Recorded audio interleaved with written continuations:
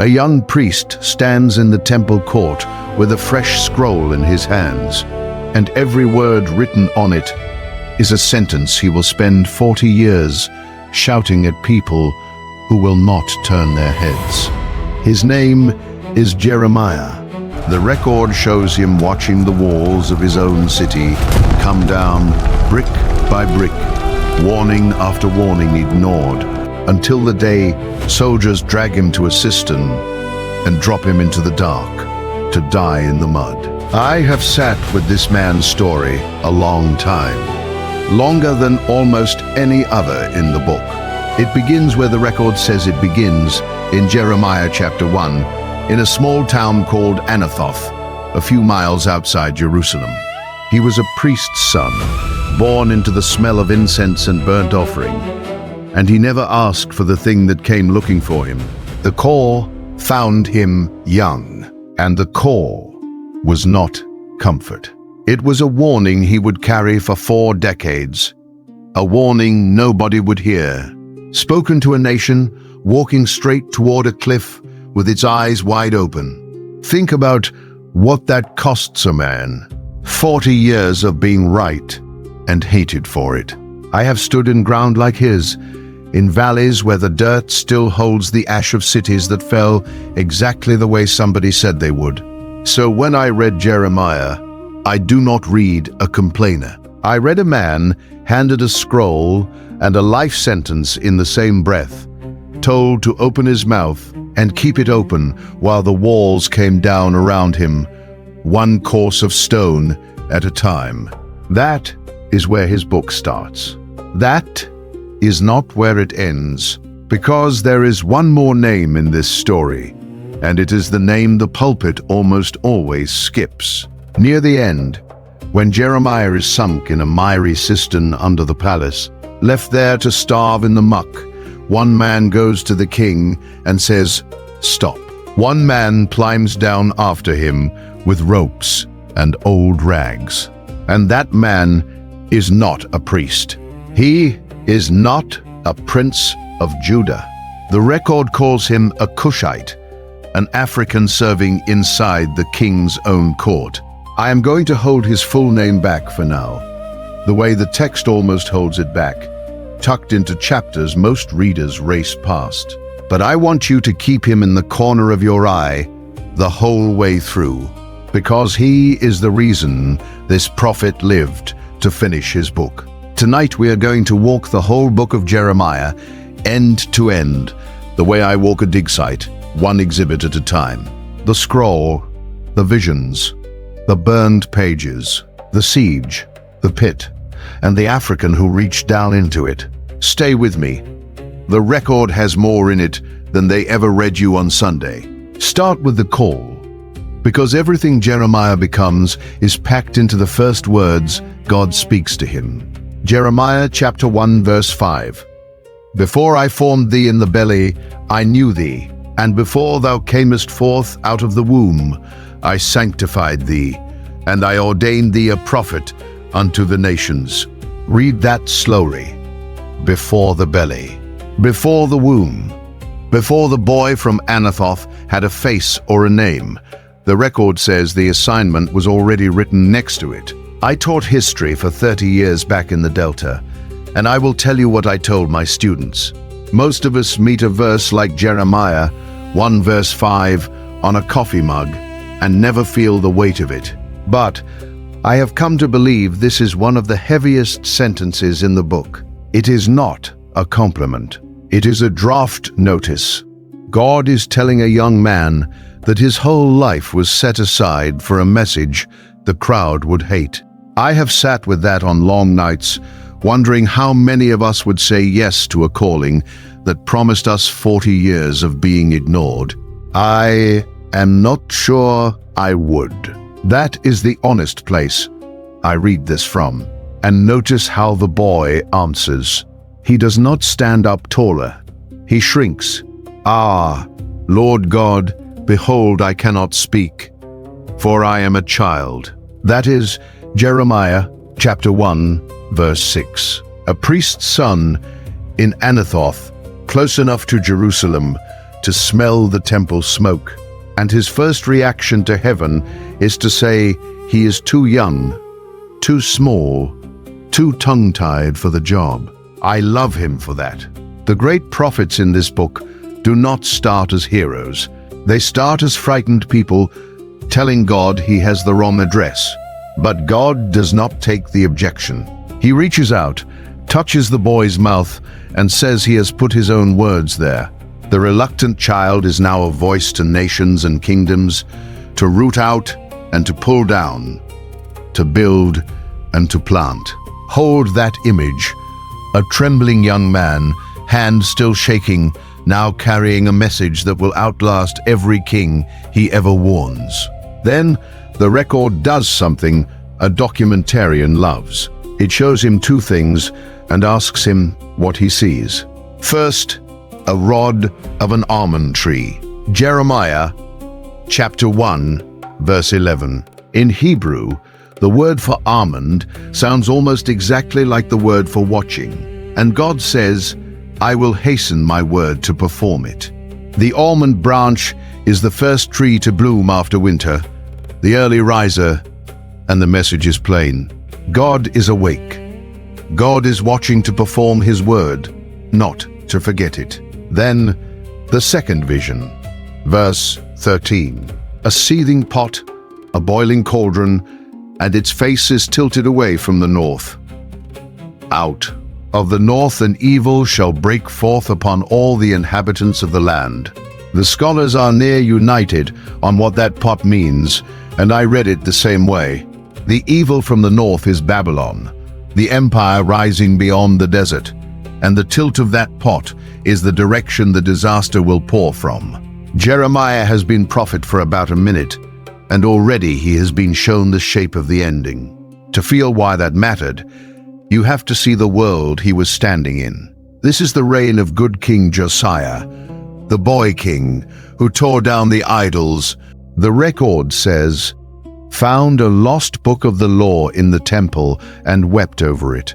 On the surface, Judah looked like it was turning back to God. Reforms everywhere, altars cleaned out. And into that hopeful moment, God sends a young man to say, it is already too late for the nation, even if it is not too late for the soul. Meanwhile, the map was tearing itself apart.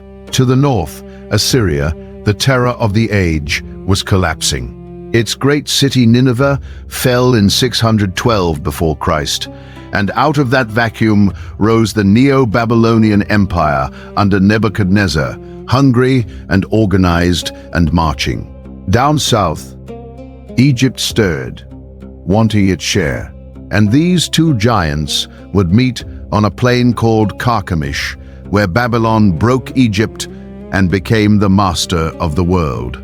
That boiling pot from the north was not poetry. It was a weather report. Jeremiah could see the storm forming while his neighbors argued about the harvest. Now watch where God tells him to preach it. Not on a street corner, not in a field. Jeremiah chapter 7 verse 2. Stand in the gate of the Lord's house and proclaim there this word. Go to the temple. Go to the most crowded, most holy ground in the nation on a feast day when the courts are packed, and say the unsayable thing right where it will hurt the most. That is the assignment. Walk into the sanctuary and tell the worshippers their sanctuary will not save them. And the people had a chant. You can almost hear it in the text. The temple of the Lord, the temple of the Lord, the temple of the Lord are these. Jeremiah 7 verse 4.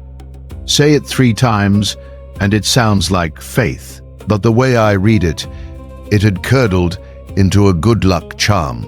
They believed the building itself was a shield, that God would never let his own house fall, no matter how they lived. Jeremiah stands in the gate and tells them the charm is empty. Amend your ways. Stop oppressing the stranger, the fatherless, the widow. Stop shedding innocent blood. Do not trust in lying words. Then he says, the line that must have stopped the courtyard cold. Verse 11. Is this house, which is called by my name, become a den of robbers in your eyes? A den of robbers. You know where you might have heard that before, because 600 years later, a carpenter's son would stand in that same temple and say those exact words while he turned over tables. Jeremiah said it first. The house of prayer had become a hideout, a place where people did their taking all week and came to launder their conscience on the Sabbath. I want you to sit in that gate with him for a second. He is not a stranger to these people. This is his own nation, his own faith, his own holy place. And he has to look them in the eye and tell them the thing they least want to hear from the one spot they feel safest. I have had to hand hard truths to people I loved, and it is nothing next to this, but it taught me one thing. The closer the crowd is to you, the more it costs to be honest with them, because then he raises the precedent, and this is the part that would have felt like a slap. Jeremiah 7, verse 12.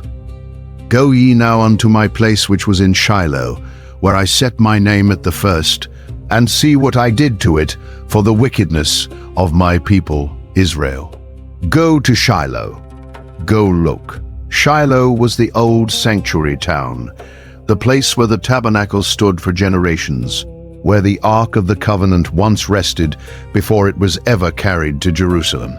And it was a ruin. God had let his own dwelling place be destroyed once already. That is the argument, and it is devastating in its simplicity. You think the building makes you untouchable? I already tore down a house that carried my name. The precedent of a destroyed sanctuary was sitting there in the hill country for anybody willing to walk out and see the broken stones. Jeremiah is telling them, this is not a threat I am inventing. This is a thing I have done before. History is the witness. Go read the rubble. And still the message stays, mercy-shaped, which is the part people miss. Over and over, the plea is the same. Amend your ways and your doings. Turn, come back. The record is not a God itching to destroy. It is a God saying, I have shown you Shiloh, so you do not have to become Shiloh. I have come to believe that is the whole tone of the early book. It is not judgment falling. It is judgment held back. One more year, one more sermon, one more chance, while the prophet's voice goes hoarse in the gate. But telling the truth in that courtyard had a price, and Jeremiah paid it in his own body. By chapter 20, a temple official named Pashur, a chief officer in the house of the Lord, has heard enough. He strikes Jeremiah. He puts the prophet in the stocks by the upper gate of Benjamin, locks his hands and feet and neck into wood, and leaves him there overnight for the whole city to walk past and mock. The man delivering God's word spends the night as a public spectacle, cramped and humiliated at the gate. And here is where the record gives us something raw, something I did not expect the first time I read it closely. Jeremiah breaks. He turns on God in the next verses and says, in so many words, you talked me into this, and I am a laughingstock. I have to admit, I used to read the prophets as men of steel who never wavered. I was wrong about that. Jeremiah tells God he wants to quit, that he will not speak this name anymore. And then comes the line that named him for me forever. Jeremiah 20, verse 9. But his word was in mine heart as a burning fire shut up in my bones, and I was weary with forbearing, and I could not stay. The fire shut up in the bones. He tried to hold it in. He could not. That is not a man who loves attention. That is a man who would give anything to be silent, and physically cannot. Weeping, humiliated, aching from the stocks, and still the fire will not let him close his mouth. Hold on to that image. Because in a few chapters, that same burning word is going to end up written on a scroll, and a king is going to try to burn it out of the world. God rarely let Jeremiah just talk. Over and over, he made the prophet act the message out with his own hands and his own body, turning him into a living parable the city could not look away from. Start with the linen belt. Jeremiah chapter 13. God tells him to buy a fine linen girdle, a sash, and wear it against his skin. Then he tells him to take it far away and hide it in a hole in the rocks by the river. Time passes. Then God says, "Go dig it up," and it is ruined. The record says the girdle was marred. It was profitable for nothing. Rotted, mildewed, falling apart in his hands. That beautiful piece of cloth, once worn close as a garment of honor, is now garbage. And God explains it plainly. This is what has become of the pride of Judah, the people he once bound to himself as close as a belt on the waist. They buried themselves away from him, and they rotted where they lay. I read that, and I feel the sadness in it more than the anger. A ruined belt is not a war, it is a loss. Then the potter's house, Jeremiah chapter 18, and this one God tells him to go and watch. Go down to where the potter works. So Jeremiah stands in a workshop and watches a man's hands on the wheel, wet clay spinning, a shape rising up. And the vessel the potter is making is spoiled in his hand, something wrong in the clay. So the potter does not throw it out. He presses it back down and makes it again, another vessel, as it seemed good to him to make it. That is the whole sermon, and it is quieter than people remember. God says through the prophet, "Cannot I do with you as this potter? Behold, as the clay is in the potter's hand, so are ye in mine hand." The nation as clay in the hand of God. Not scrap to be tossed, at least not yet, but clay still on the wheel. Still soft enough to be remade if it would only stay on the wheel and let the hands work. Here is where I sit with it, because the potter image can go two ways, and honest readers have argued over it for centuries. Some hear comfort, the God who patiently reworks the marred thing. Some hear warning, the God with the power to crush and restart. The way I read chapter 18, it is both at once, and that is the point. The clay gets a say. Verse 8 and verse 10 make it conditional. If that nation turn from their evil, or if it do evil in my sight. The hand is sovereign. The clay is not passive. Jeremiah is holding out one more chance, shaped like wet clay, still turning on the wheel. The clay could still be remade on the wheel. But there is another sign act, and this one closes the door the potter left open. Jeremiah chapter 19. God tells him to go buy a potter's earthen bottle, a hard-fired clay flask, the kind already baked past changing. He is to take the elders and the old priests with him as witnesses, walk out of the city, and go down to a place with a name that should make you shudder.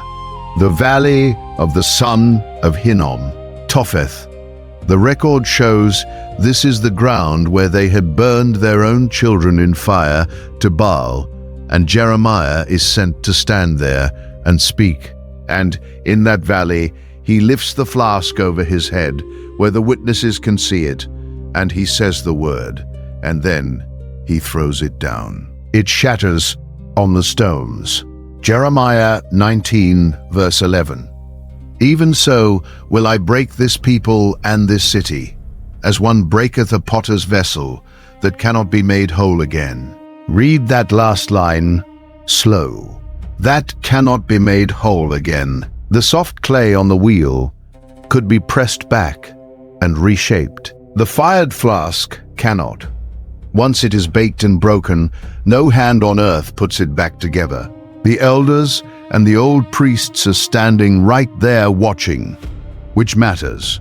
These are the very men who should have known better, and God makes them witnesses to the breaking. That is the difference between the two parables.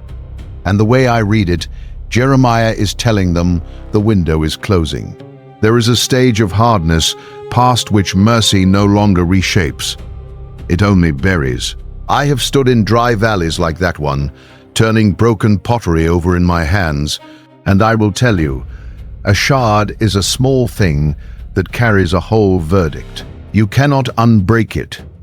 Jeremiah picked the object on purpose. He did not preach the sermon, he performed it and left the pieces in the dirt for anyone to find.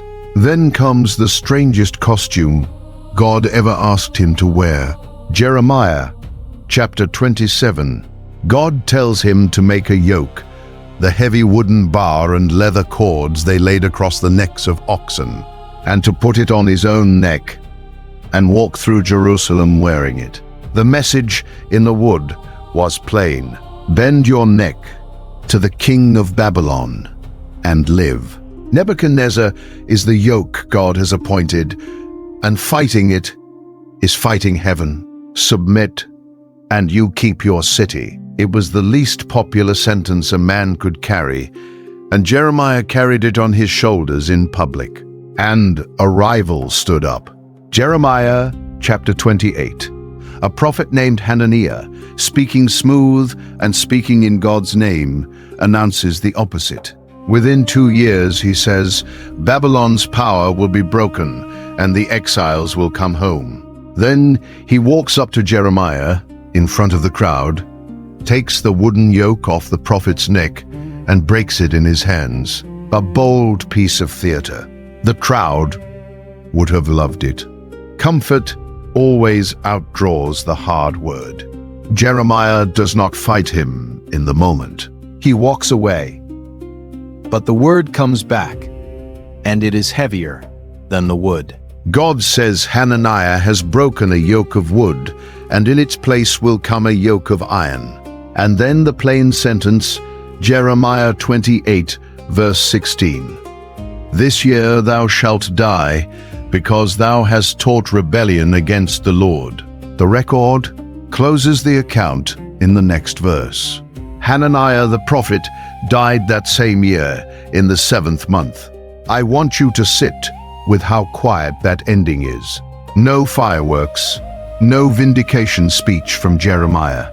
Just a date in the record and a man gone. The easy word felt true because it felt good, and it was a lie, and the lie did not outlast the calendar. That is the pattern I keep finding in this book. The comfortable prophecy draws the crowd. The true one draws the blows, and the record, in the end, keeps the score. The record keeps the score, and now the record itself becomes the story. Because everything Jeremiah had spoken for 20-odd years, all the sermons in the gate, all the sign acts in the valley, existed only as spoken breath until 1 year God said, write it down. Jeremiah chapter 36. This is the chapter where a book is born and where a king tries to kill it. Here is the first detail I did not expect, the first time I traced it. Jeremiah does not write the scroll himself. He calls a scribe. His name is Baruch, the son of Neriah, a trained secretary, a man who knew how to cut a reed pen and lay ink on a roll of leather or papyrus. And the text says plainly, Jeremiah, 20 years of words came out of the prophet's mouth and onto the scroll by Baruch's hand. Then Baruch wrote from the mouth of Jeremiah all the words of the Lord. Verse 4. The prophet dictates, the scribe writes, and that partnership is the only reason you can hold the book of Jeremiah today. Without Baruch, the words die in the air. And there is a reason it had to be Baruch and not the prophet. The record tells us Jeremiah was, in the words of verse 5, shut up, restricted, unable to go into the house of the Lord himself. Whether under arrest or barred from the courts, The man who had stood in that gate for decades could no longer walk through it. So he does the one thing left to him. He sends the scroll where his feet cannot go. He tells Baruch to take the roll into the temple on a fast day and read it aloud where the whole city has gathered. The prophet is silenced. The prophet's word is not. Picture that scene, because I think it is one of the bravest in the whole book, and Jeremiah is not even in it. A fast day, the court's packed with frightened people who have come because Babylon is on the horizon and the nation is afraid.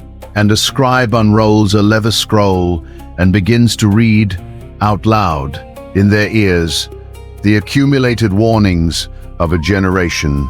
Every hard word, every naming of sin, every announcement of the sword coming from the north. Jeremiah 36, verse 10. Baruch read the words in the ears of all the people. One man, one scroll, one room full of the very people the words were about. He read it, and he did not stop. And think about what it took to be Baruch that day. He was not the prophet. He had no calling of his own driving him into that courtyard. He was a professional scribe, a man with a name and a family and a future to protect. And he tied that future to a scroll full of sentences the powerful in that city had already tried to silence. Later, in chapter 45, God speaks a short private word just to Baruch because the burden had gotten heavy, and the scribe had said, in effect, "Woe is me, I am worn out." I find that little chapter 1 of the most human moments in the book. The man who carried the words was tired and afraid, and did it anyway. Every Bible you own passed through the hands of someone like Baruch, someone who wrote when it would have been safer to stay quiet. The way I read it, this is the moment the message stops being a voice and becomes a record. A voice can be shouted down. A voice dies with the man. But ink on a roll can be carried, copied, hidden, read again in another room after the speaker is gone. God had Jeremiah bottle 20 years of thunder into a thing you could roll up and put in your coat. And the officials in that temple heard it, and their faces changed, and word of it went up the chain, up toward the palace, up toward the one man in Jerusalem with the power and the temper to do something about a scroll he did not like. The king was about to hear what the prophet had written, and he was going to reach for a knife. The king reached for the knife. His name was Jehoiakim, the son of Josiah, and the record puts us right in the room with him. It is winter. Jeremiah 36, verse 22. The king is sitting in his winter house with a fire burning on the hearth in front of him. A court official named Jehudi has the scroll, and he begins to read it aloud, column by column, the way a scroll unrolls in sections. And watch what the king does with each section as it is read. Jeremiah 36, verse 23. And it came to pass that when Jehudi had read 3 or 4 leaves, he cut it with the penknife and cast it into the fire that was on the hearth. Sit with the picture.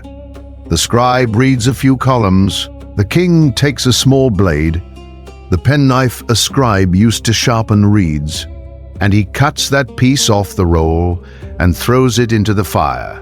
Reads more, cuts, burns, reads more, cuts, burns. Piece by piece, he feeds the word of God into the flames on his own hearth, calmly, deliberately, until the whole scroll is ash. He does not argue with it. He does not answer it. He destroys it. And the record makes a point of one thing, because it wants you to feel the cold of it. Verse 24. Yet they were not afraid, nor rent their garments, neither the king nor any of his servants that heard all these words. To rend your garments, to tear your robe, was the ancient sign of grief and repentance, of a man undone by what he has heard. His father Josiah, when a scroll was read to him years before, tore his clothes and wept, and turned the whole nation. This son hears the same kind of words, and does not so much as flinch. 3 men there begged him not to burn it. He would not listen. That to me is the darkest thing in the chapter, not the fire, but the steady hand and the dry eyes. But here is the turn, and it is the reason I keep coming back to Jeremiah 36. You cannot burn what God keeps.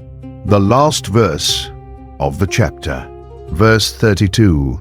God tells Jeremiah to take another roll and dictate it all over again. And Baruch writes it a second time, all the words of the book which Jehoiakim, king of Judah, had burned in the fire.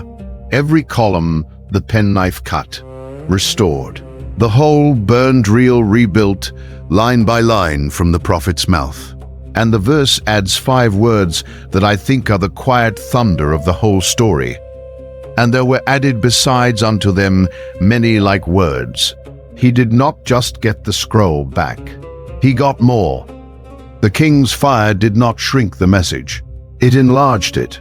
The words he tried to erase came back longer, and they came back to outlast him. Because the man is dust now, and you are still reading the sentence he tried to burn.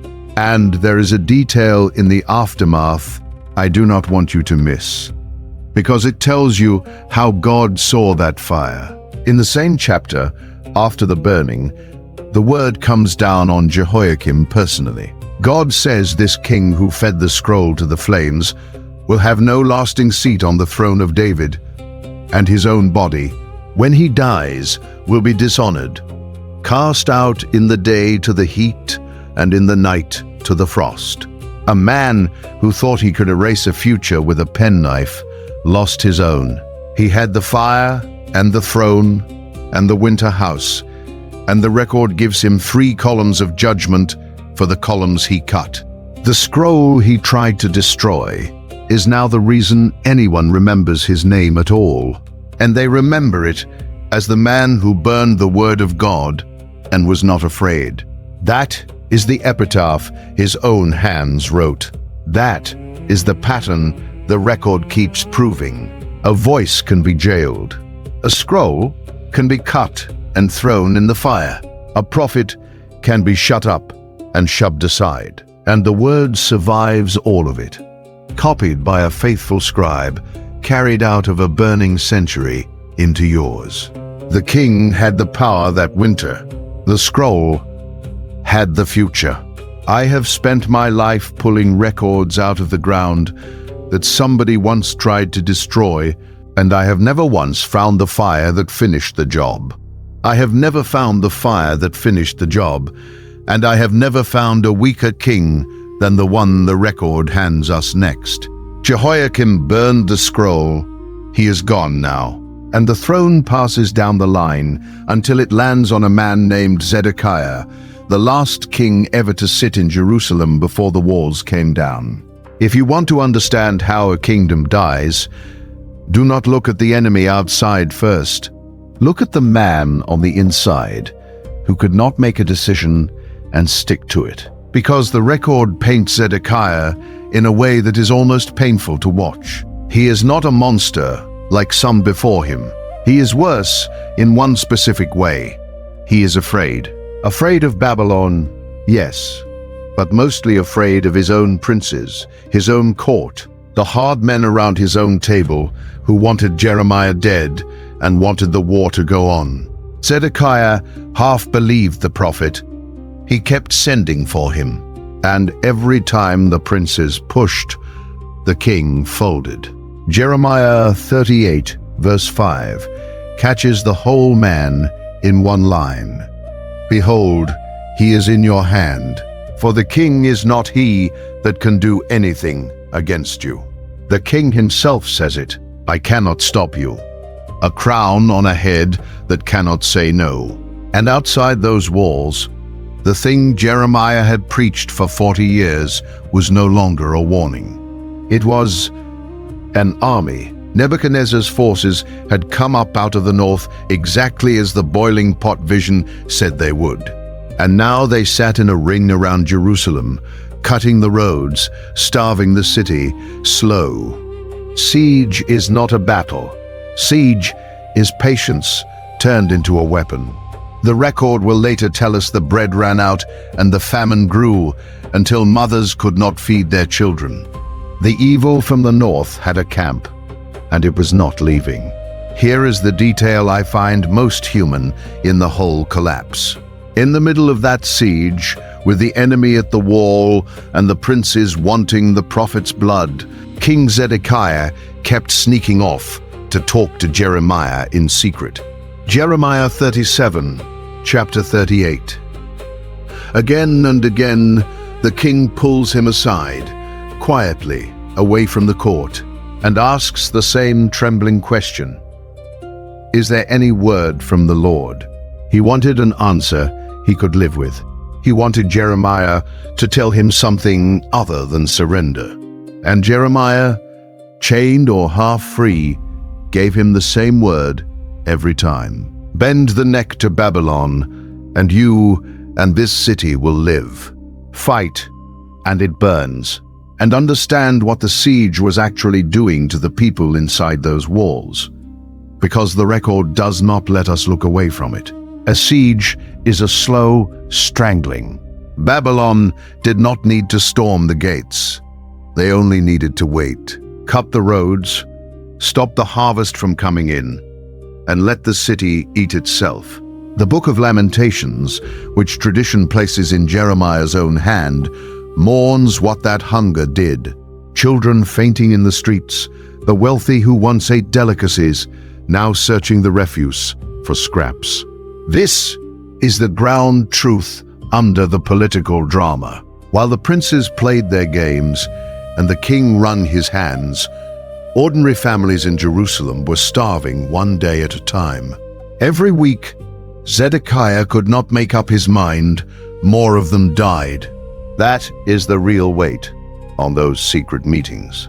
It was not only a kingdom on the line, it was a city full of the hungry, waiting on a king who could not choose. The way I read it, those midnight meetings are the saddest scenes in the book. Sadder than the fire, sadder than the stocks. Here is a king who knew. Some part of him knew which voice was telling the truth. He kept coming back to it in the dark, where no one could see him listening. And every morning he walked back out to the men who told him what he wanted to hear, and he did what they said. Knowing the truth and not having the spine to obey it is its own kind of ruin. Jerusalem did not fall only because Babylon was strong. It fell because the man with the crown kept his convictions in the dark and his cowardice in the daylight. His cowardice in the daylight, and meanwhile the prophet does the strangest, most stubborn thing in the whole siege. He buys real estate. The city is surrounded. The famine is starting. Every sane person in Jerusalem is trying to get their wealth out or bury it in the ground. And Jeremiah, chapter 32, closes a property deal. His cousin comes to him and offers him a field back in Anathoth, his hometown, the priest village where the whole story started. And Jeremiah buys it. Read how carefully the record documents it, because this is a man leaving evidence on purpose. Jeremiah 32, verse 9. He weighs out the money, 17 shekels of silver. He signs the deed. He seals it. He calls witnesses. He has Baruch, the same scribe, take the sealed deed and an open copy, and put them both in an earthen vessel, a clay jar, so they will last many days. A legal contract for a plot of dirt in a town the Babylonian army is about to occupy, or has already overrun. On paper, it is the worst purchase in history, buying a field in a country that is about to cease to exist. But that is the whole point, and Jeremiah says it out loud so no one can miss it. Jeremiah 32, verse 15. For thus saith the Lord of hosts, the God of Israel, Houses and fields and vineyards shall be possessed again in this land. The man who spent 40 years announcing the end just put his own silver down on the future. He is not saying, the fall will not come. It is coming. He never softened that. He is saying, the fall is not the last chapter. One day, families will buy fields here again. Deeds will be signed in this valley again. And to prove he believes it, he sealed the hope in a clay jar in the ground. The way you and I would put something in a safe. I have pulled sealed jars out of the dirt myself, and I will tell you, nothing carries a message across the centuries like clay. He buried hope where hope looked insane. That is the kind of faith the record preserves, not a feeling, a signed and witnessed document in a jar. And what did that faith get him? A charge of treason. Jeremiah chapter 37. When the Babylonian army briefly pulled back and Jeremiah tried to leave the city to go handle that very field business, in the land of Benjamin, a captain of the guard seized him at the gate and accused him to his face. You are deserting to the Chaldeans. You are a traitor, slipping out to join the enemy. It was a lie, but it was a believable lie, because Jeremiah had spent years telling the city to surrender to those very Chaldeans. And I have to stop on the timing of that field purchase, because it is easy to hear it as a nice gesture and move on. It was not a gesture. It was a legal act with witnesses and weighed silver. Done at the exact moment, such an act made no earthly sense. That is what makes it evidence and not sentiment. Anybody can say they believe in a future. Jeremiah spent 17 shekels on one. He put his own money where his mouth had been for 40 years, in a market where that dirt was worth nothing, and he sealed the paperwork in a jar so it would still be readable when the day came that it mattered. The way I read it, that clay jar in the ground is one of the loudest sermons in the book, and it never says a word. It just waits. Hope you can dig up later is a different thing from hope you only feel. So they beat him, and they threw him into a dungeon, the record says, in the house of Jonathan the scribe, a private house turned into a jail, cells cut into the ground, and the princes, the same hard men who steered the frightened king, wanted him dead. In their eyes, he was a defeatist, a man weakening the soldiers' hands with talk of surrender. Jeremiah 38 verse 4, Let this man be put to death, for thus he weakeneth the hands of the men of war. The prophet who bought a field to say there was a future was now sitting in a pit, condemned as the man killing the city's will to live. And the pit was about to get deeper. And the pit got deeper. This is the scene I have walked this whole book to reach, because this is where the record does something the pulpit almost never repeats, and I want you to see every detail of it. Jeremiah chapter 38, verse 6. The princes take the prophet, and they let him down with cords into a cistern. Not just any cistern. The record names the owner, the dungeon of Malchiah, the son of Hamelech. Malchiah, a son of the king. They lowered God's prophet into a royal cistern, a deep, bell-shaped pit cut into rock to hold rainwater. But it is the dry season, and here is the line that tells you what they meant to happen. Verse 6 again, And in the dungeon there was no water, but mire, so Jeremiah sunk in the mire. No water, only mud. He goes down on the ropes, and his feet hit the bottom, and there is no floor, only cold, deep, sucking mud. And he sinks into it, up to his knees, maybe his waist. Cannot climb the smooth rock walls. Cannot sit down without going under. They did not stab him. They did not stone him. That way, there would be blood on their hands and a body to answer for. This was quieter. Lower a man into a mud pit in the dark and walk away, and let the cold and the hunger and the mire do the killing for you. Left in the dark to starve. That is a death sentence with no fingerprints. Sit in that pit with him a moment, because I think we rush past it.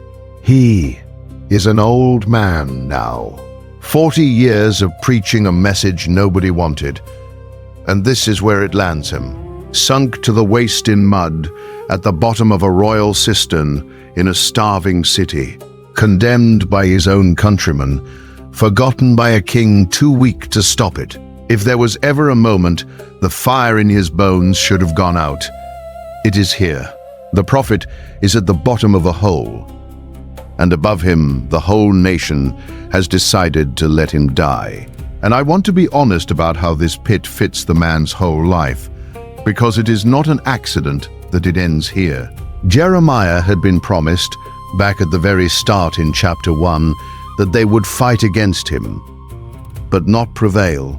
Fight against him they did. The stocks, the dungeon in Jonathan's house, the charge of treason at the gate, and now the deepest hole yet, a royal cistern with no water and no floor. Every institution in Judah that could lay a hand on him had, and the last one left him to sink in the dark. If you had read only to this verse and stopped, you would close the book sure the enemies had won. The prophet is silenced the way they always wanted, not with an argument, but with mud. Now, watch who comes.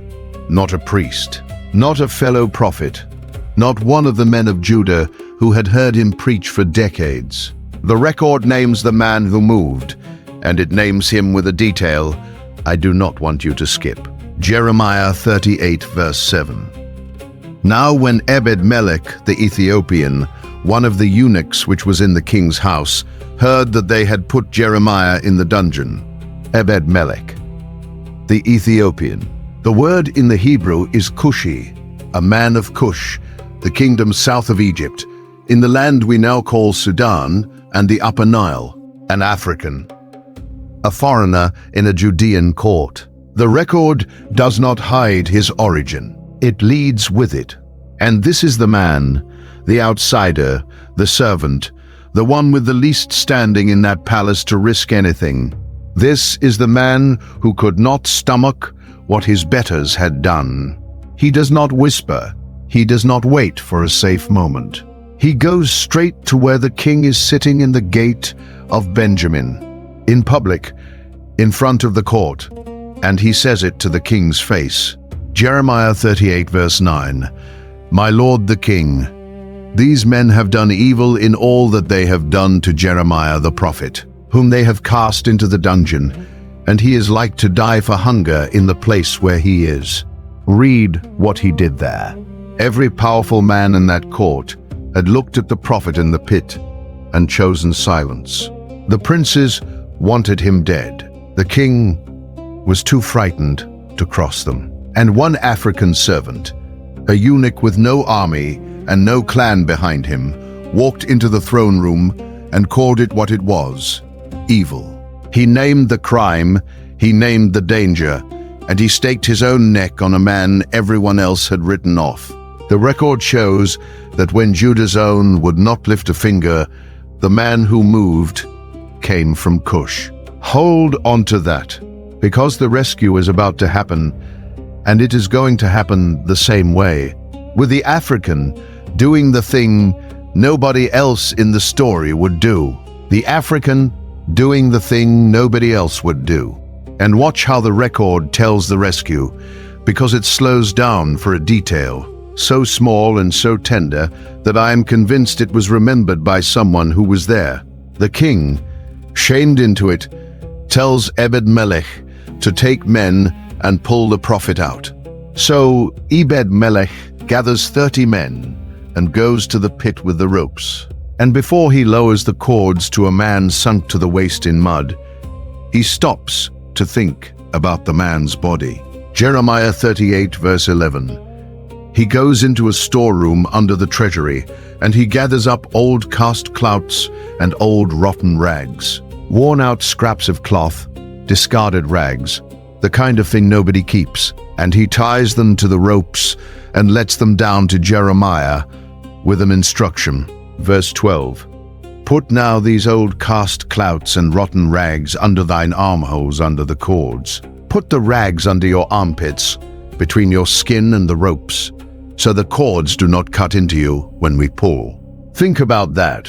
A man is being dragged up out of a death pit, and his rescuer takes the extra minute to make sure the ropes will not tear his flesh. That is not just rescue, that is care. Ebed-Melech did not only want Jeremiah alive, he wanted him unhurt. And then the line the whole book has been climbing toward. Verse 13. So they drew up Jeremiah with cords and took him up out of the dungeon, and Jeremiah remained in the court of the prison. They pulled him up out of the mud, alive. The old prophet, mud to the waist, rags under his arms, hauled up hand over hand into the light by 30 men and one Ethiopian who refused to let him die. He does not go free. He goes back to the court of the guard. But he is out of the pit, and he is breathing. And he lived to see the very fall he had promised, because a foreigner cared enough to act. Now let me lay this exhibit flat on the table and tell you plainly why it matters. In the version of this story most of us grew up with, if we heard it at all, the pit gets mentioned and the rescuer gets skipped. Ebed-Melech rarely survives the retelling, but the record names him. Not once. The text names him in chapter 38 and comes back to him again in chapter 39. Scripture itself keeps a place for the African in the king's court, while the sermons let him fall out of the reel. And look at what that name is doing in the text. A foreigner, a black man from Cush, a court servant with no power to spare, is the one righteous actor in a capital full of prophets and priests and princes. When Judah's own would not move, he moved. When the powerful chose their careers, the outsider chose the prophet's life. The record does not present him as a footnote or a helper. It presents him as the moral center of the collapse, the one man who did the right thing when it cost him something. Let me put one more thing on the table about who this man was, because the text gives us the marker and most retellings walk right past it. The word is Cushi. Cush, the kingdom on the Upper Nile, the land the Greeks later called Ethiopia, the black African civilization south of Egypt.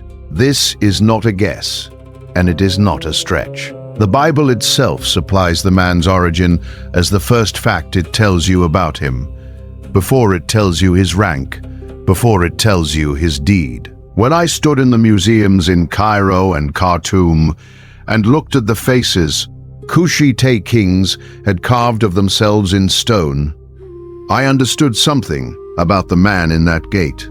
He came from a people with their own kings, their own temples, their own long memory, and here one of them stands in a foreign court and outcourages every native-born noble in the room. The record does not treat that as an accident.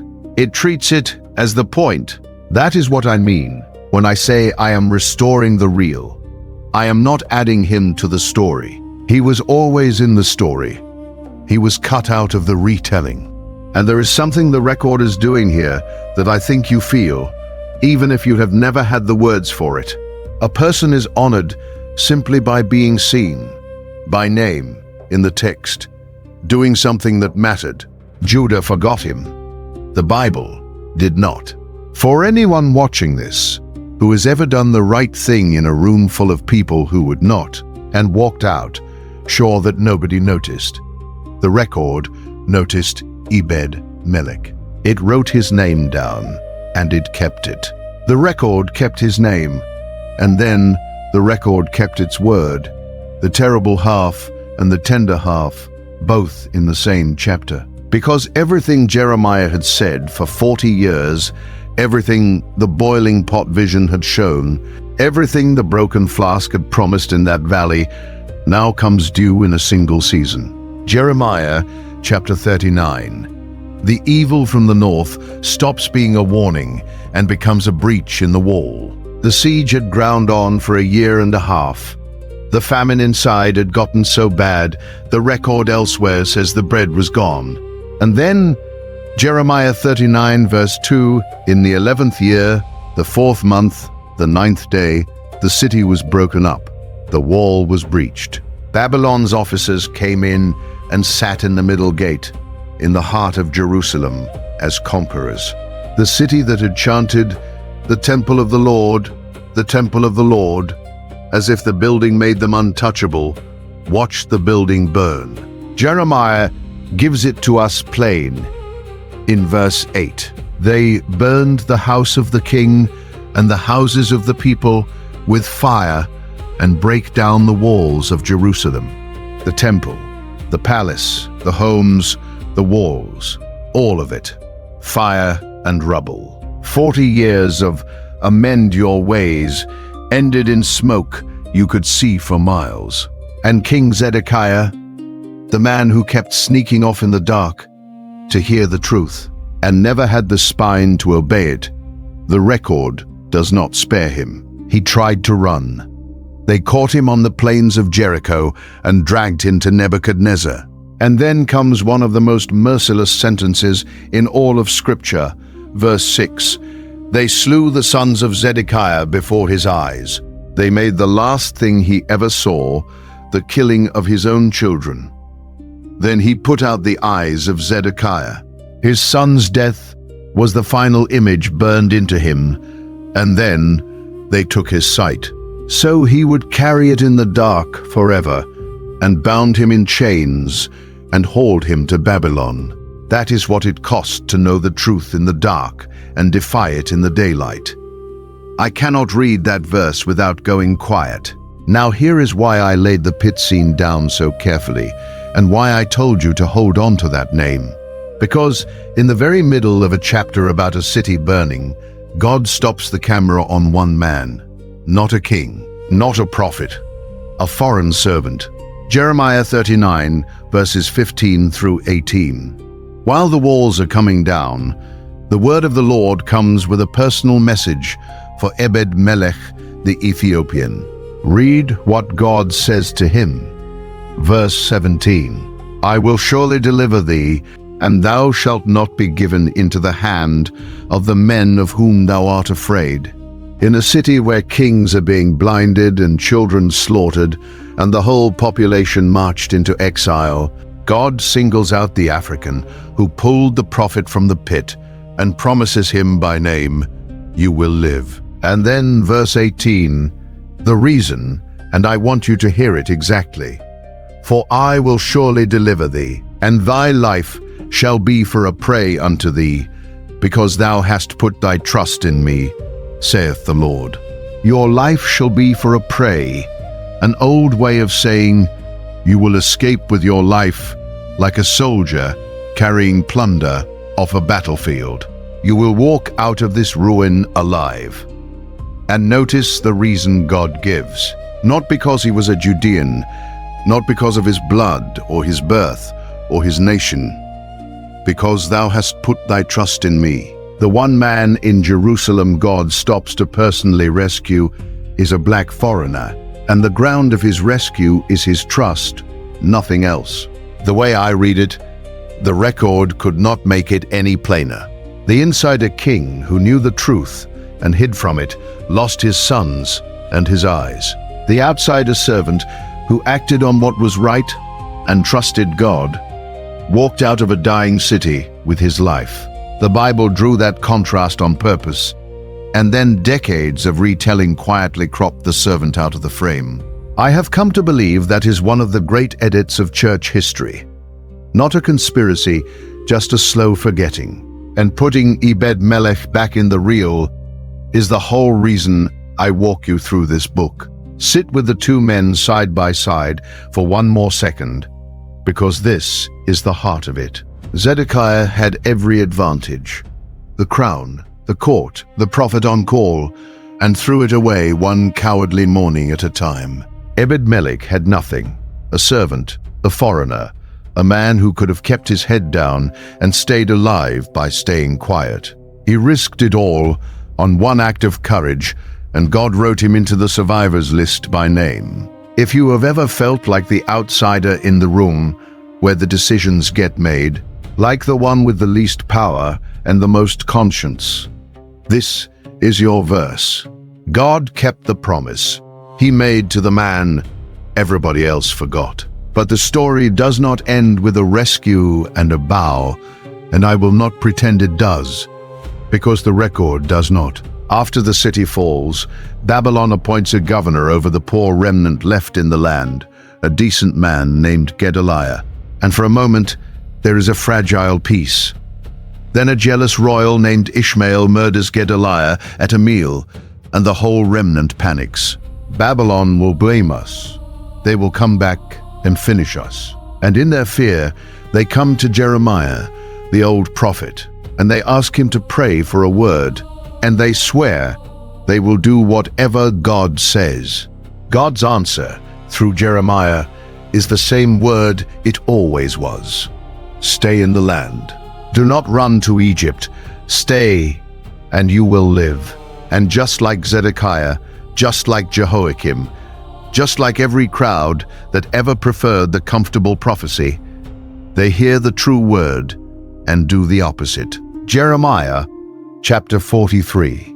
They accuse him of lying, and they take the remnant, and they take the old prophet with them, against his own word, against his own will, and they carry him down into Egypt, down to the very place their ancestors had been slaves, down out of the promised land, the exact direction God said not to go. And that is where the record leaves him. An old man, forced into Egypt by the people he spent his life trying to save, still preaching the same warning to people who still would not listen. 40 years he stood in the gate. 40 years the fire in his bones would not let him stop. He watched the boy's vision come true, brick by brick. Watched the walls come down exactly as he had said. And his reward was to be dragged to Egypt, to die among a remnant that never once heeded him. He was right about all of it, and being right saved no one but the man who pulled him from the pit. That is the hard shape of this book, and I am not going to round it off for you. But the record kept one light burning in all that dark. A name, an African name, on the short list of the saved. And that name is the reason we are still here. That name is the reason we are still here. So let me lay the last exhibit on the table and tell you what I think we have actually done. We walked the whole book of Jeremiah, end to end. From a boy in Anathoth, handed a scroll and a 40-year sentence, through the temple gate and the potter's wheel, and the broken flask, through the burned scroll rewritten longer than before, through the field bought in a doomed city, and the prophet sunk in the mud, all the way to the walls, coming down exactly as the boy first saw them. We did not skip to the famous parts. We walked it, the way you walk a dig site, one layer at a time. And in walking it, we put a man back in the reel who had been quietly cut out of it. Ebed-Melech the Ethiopian, the African servant who did the one right thing in a capital full of people who would not. Most retellings lose him between the pit and the fall, but the record never did. Scripture named him in chapter 38 and came back and named him again in chapter 39 to promise him his life. He was never missing from the Bible. He was only missing from the way we told it. Restoring him is not adding to the story. It is repairing the film. And here is the part I want you to carry out of this. If you have ever been the outsider in the room, the one with the least power and the most conscience, the one who did the right thing, sure that nobody was keeping track, the record kept track of a man exactly like that. It wrote his name down, and it saved his life by name. You are not watching someone else's story from the outside. You are seeing, in Scripture's own named figure, that the person everyone else overlooks is the person God stops the camera to rescue. And walk back through the reel one more time with me, quickly. Because when you see it whole, you see how deliberate it was. A boiling pot tilting from the north, and then a Babylonian army in the middle gate. A linen belt rotting in the rocks, and then a proud people ruined where they lay.